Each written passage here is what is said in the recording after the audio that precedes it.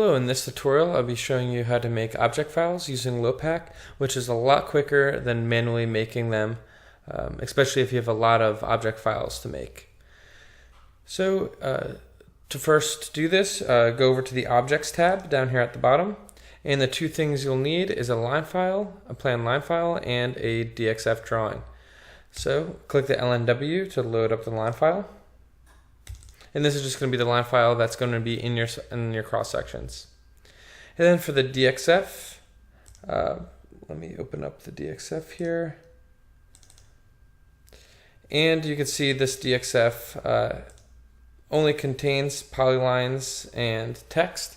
So just to double check, I highlight all the polylines, and you can see that only polylines is listed here, and not a mixture.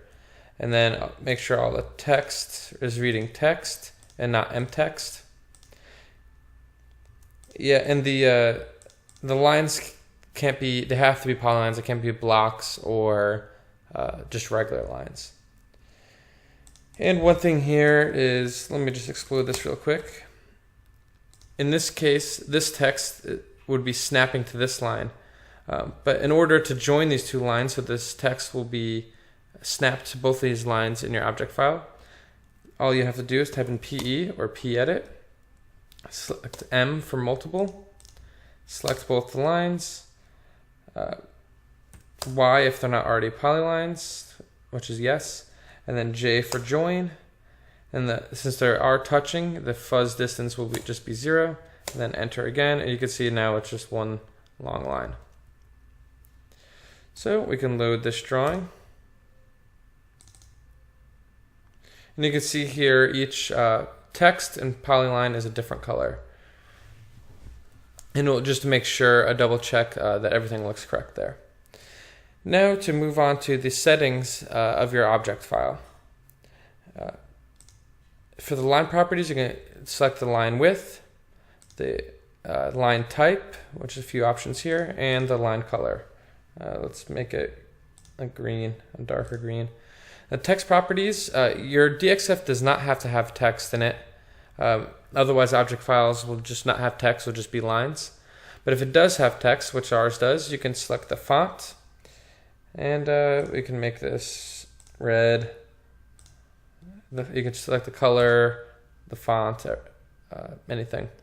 And now you want to select the depth at which that text shows up in the object file. So let's put it at the depth of 30. And now for the line depth settings, you have to have something in the start and primary, or else it will make you choose it. So this is for the vertical lines that show up in your object files. So this is going to be the start of the vertical line. Let's say it goes from 0, and let's say that vertical line ends at 60. Now, if you wanted to put a strike depth, a horizontal line, you have two options. You can put one, if you check this box, it'll make a horizontal line at whatever the start depth is, which is 0. We don't want that for this demonstration. And say we want a primary strike depth or a horizontal line at whatever we have at the primary depth, which is 60. So yeah, we'll leave that in there.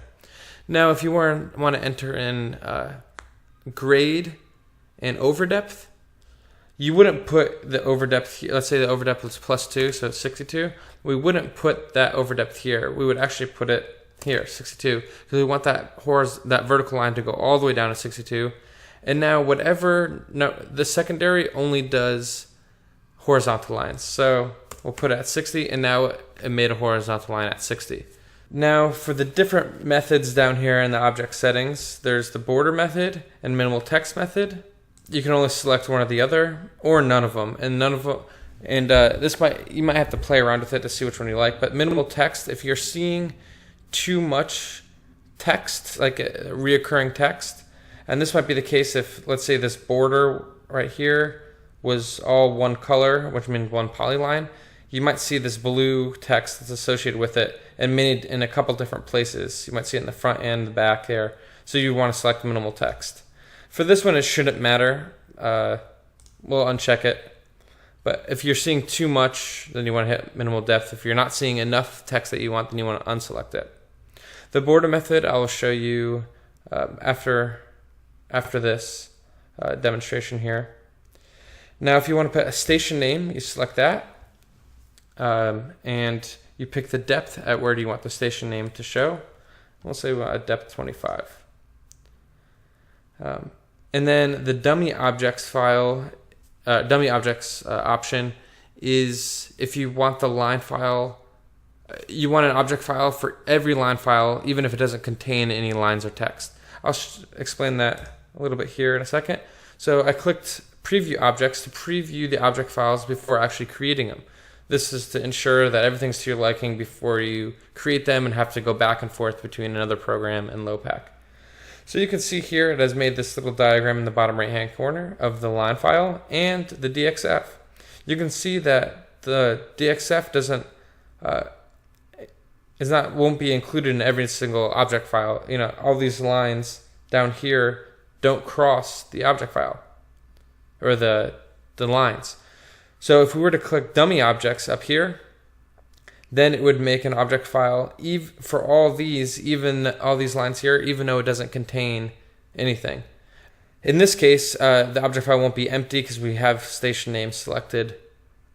So there will be a station name in all those, but that's it because it doesn't cross the DXF. So now we can see here we have a preview. And to adjust this window if need be, you can go here and select the depth and DBL to adjust the screen how you like it. And now the depth mode, right now we are in depth mode, but if you want an elevation mode, you would just unselect that and it would flip the view. And now we can scroll through all the lines by toggling the switch lines. And you can see here all the stations that have an object file here. You can see the station name is put in because we have a station name here. The switch text buttons, what that does, it cycles through all the text and allows you to move the text. You know, let's say it's a little too far to the left here. We want to move these more closer to the center. One thing to note is in Lopack, it uses the center of the text as the reference point, but other programs use the leftmost point, the leftmost letter as a reference point. So if you're importing this to another program, you may want to not put it all the way to the center, maybe leave it a little bit to the left. And now if we were to switch lines, it will automatically recalculate all the line files, or all the object files, and it will save those settings you just made for each of the lines here. So you can see we adjusted C5, C4, C3, and C2, and it's made that adjustment for all of the lines there. If you want to add text to all the lines, you could just say, this is a drawing of a CAD cell, that's why I chose that. So that's going to be the text that you want it to read, and at what DBL you want it. So 300 is right in the center there. So let's do 300. And at depth, let's say, depth 20. And add to all lines. And anything you make up here any changes you make up here will also be included every time it recalculates. So let me move that up a little bit here. The view. So now you can see it's added CAD cell here, and we can cycle through all the lines here. And then when you're done, you could just hit create objects and then find a folder you want to save all those object files to. And it might be helpful to create a new file or folder. And it also makes a log file right here, which is what you're actually naming. And this log file, it makes it a lot easier when you're importing it into other programs. You could just import the log file and it will automatically populate all the object files. So hit save, and it saves it. Now I just want to show you very quickly the border file. So I made a quick DXF here of what I mean by border method. So you just put a text inside of a closed polyline, which both of these are, text inside of a closed polyline. And then when we use the DXF method here, or the border, when we import a DXF,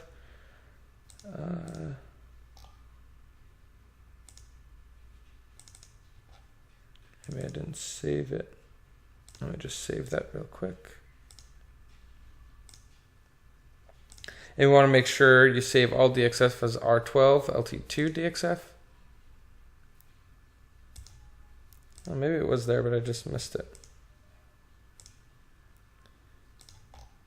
There we go. So now you can see the borders here with the text inside of it. And now if we do border method, preview objects, and you can see it automatically centers it right in the border files, right in the center, or the text right in the center of the borders. This is actually a very precise method. If you're able to use borders, that would make it a lot easier. One thing you could do is you could make each of these cut lanes a border, and then you won't have to worry about messing with the minimal text and not minimal text. But it's a little bit more work to put in. Either way works, but sometimes the border method works a little bit better. Alrighty, then you can clear it all out up here if you want to start over. And there's always the help menu here that will bring you right to the object files help tab. Well, thank you for watching. My name is Mike Patria. Stay tuned for more videos and more updates.